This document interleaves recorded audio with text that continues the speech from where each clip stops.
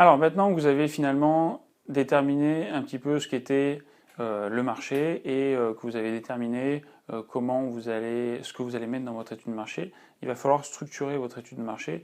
Et pour cela, on va utiliser une méthode qui s'appelle SWOT, donc en français opportunité, menace et force et faiblesse.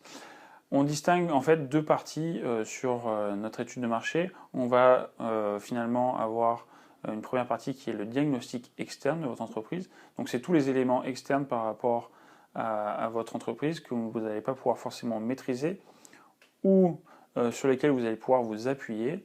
Et finalement, la deuxième partie qui est le diagnostic interne de l'entreprise, donc on verra dans la deuxième partie, juste après, qui est la partie force et faiblesse de votre entreprise. Donc ça, c'est les choses sur lesquelles vous pouvez vraiment vous appuyer beaucoup plus facilement et que vous allez pouvoir diriger beaucoup plus facilement.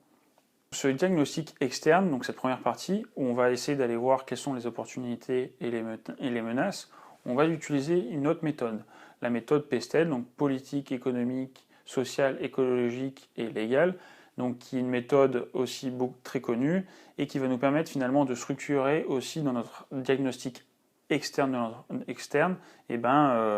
de se dire au niveau politique, écologique, etc., qu'est-ce qui va influencer de manière positive ou négative, donc finalement quelles vont être mes opportunités et mes menaces par rapport à ces éléments-là. Alors, pour notre part, on va très peu analyser l'environnement politique, puisque finalement, c'est très global, donc c'est vrai que c'est difficile à analyser, mais on va souvent analyser la partie économique, donc l'environnement économique. Donc, qu'est-ce que c'est? C'est vraiment finalement tout ce qui est conjoncture, démographie, pouvoir d'achat, et on va analyser finalement, au niveau démographique, par exemple, une ville, comment elle se situe, quelle va être la répartition des classes sociales, etc., etc.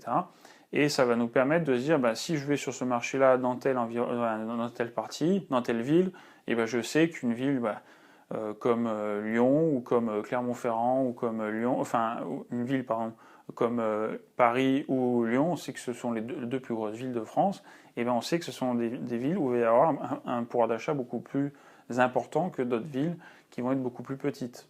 Vous allez avoir ensuite tout ce qui est environnement social, donc qui est lié aux personnes, c'est-à-dire que finalement les mœurs changent, les envies changent, comme vous pouvez le constater. Aujourd'hui, on va voyager beaucoup plus facilement parce que c'est rentré dans les mœurs.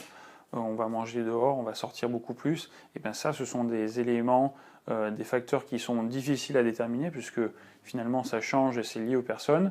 On a beaucoup plus de choses de groupes qui se créent, toutes ces choses-là, où on va acheter beaucoup plus sur Internet, ce sont toutes des points qui vont vous permettre d'influencer de manière positive ou négative aussi votre marché, vos produits, et sur lequel vous allez aussi créer des améliorations. Donc ensuite, l'environnement technologique, qui est l'un des environnements les plus importants, puisque finalement ça influence tout notre entourage, tout notre environnement, et c'est ce qui va permettre parfois de débloquer des situations ou pas, et de créer des opportunités ou de créer des menaces. On peut le voir, un des cas les plus connus, c'est dans la photo, avec Kodak qui n'a pas su passer au numérique et qui finalement était une des plus grosses entreprises sur son marché et qui finalement a coulé parce qu'elle n'est pas passée sur une des technologies, donc la technologie numérique. Mais vous pouvez retrouver ça finalement dans plein de choses, que ce soit la cuisine, que ce soit les voitures, que ce soit le livre, etc., etc. Environnement, on a dit écologique, qui lui aussi est un élément très important puisque on sait qu'on est de plus en plus tourné vers l'écologie, vers les produits écologiques, vers les vêtements, vers le papier, etc.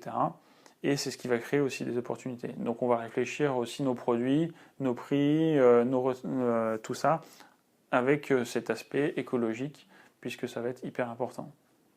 Donc ensuite, au niveau de l'environnement juridique, vous avez l'environnement juridique. Donc l'environnement juridique, ce sont toutes les nouvelles réglementations ou les différentes lois que vous pouvez retrouver, comme par exemple sur les nouveaux véhicules, par exemple avec des normes anti-pollution, etc. Forcément, si vous n'avez plus à passer ces normes, et ben, vous ne pourrez plus vendre vos véhicules. Donc pour cela, ben, finalement, toutes les lois, les réglementations, c'est des choses aussi à surveiller, puisque finalement, ben, vous allez peut-être du jour au lendemain plus pouvoir vendre vos produits.